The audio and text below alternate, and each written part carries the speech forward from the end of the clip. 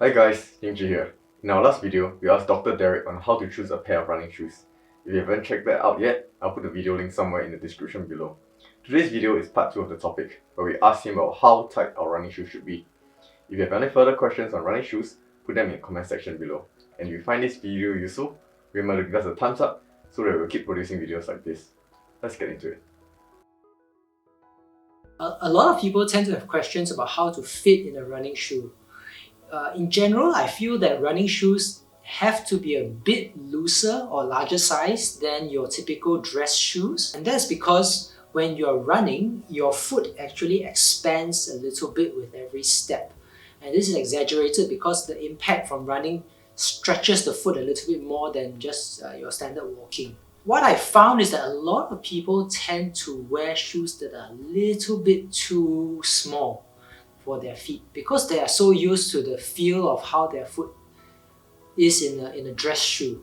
So I'm just going to put on a pair of shoes now and we're going to see exactly how much space we have in the shoe.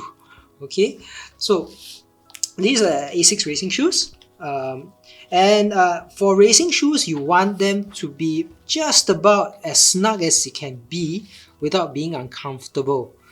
Okay, you may sometimes want to go a little bit bigger if you're using it for training only, but with socks you will want the front to have just about almost 1 thumb spacing in front of the toes. Okay, but also pay attention to where the pinky toe is in the shoe. Okay, depending on the design, some brands tend to have very narrow fronts, and if it's very narrow, you may have to go a little bit up in sizing to kind of get the right fit. But essentially, you do not want there to be any jamming of any of the toes inside the shoe. So there should be a little bit of space, maybe a thumbnail width in front of the 5th toe. And in front of the 2nd and 3rd toes, you probably want about a full thumb length. Okay, maybe a little bit less in front of the big toe, depending on your on the fit. So that's about a half thumb length in front of the big toe. Now, this is as tight as you want it to be, because anything less, even though you feel that there's a lot of movement in the toes, you can see that my toes can actually splay quite a lot.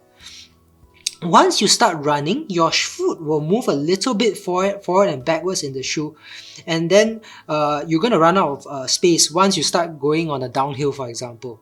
So a lot of people have problems with black toenails, or they start losing toenails either from training or especially after a long race like a marathon. That shouldn't be the case. If it happens to you after every race, you really might want to think about maybe your shoes are just a little bit too small.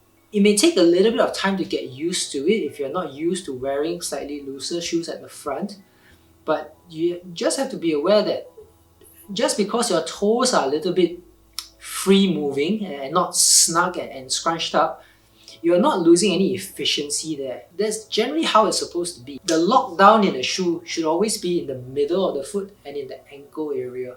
In the front, the lockdown should be from the fabric on top of the shoe rather than from the front. My advice is, generally you will want something a little bit bigger than your dress shoes for your running shoes, preferably at least a half size to even a full size up. It will be fairly common for racing shoes to be a little bit more snug than a training shoe, but the size number usually is the same because the manufacturer is already aware of what people like. And a lot of brands already make the fit of racing shoes a little bit more snug than the fit of their training shoe. So the same size in a racing shoe from one brand will be a little bit snugger than the same size training shoe from that same brand. So don't think that you need to change sizes necessarily between a racing shoe and a training shoe if you're very fixed on one brand. That's all for today. If you have further questions, put them in the comment section below. If you'd like to see more of such content, check out our channel or hit the subscribe button. Till next time, take care.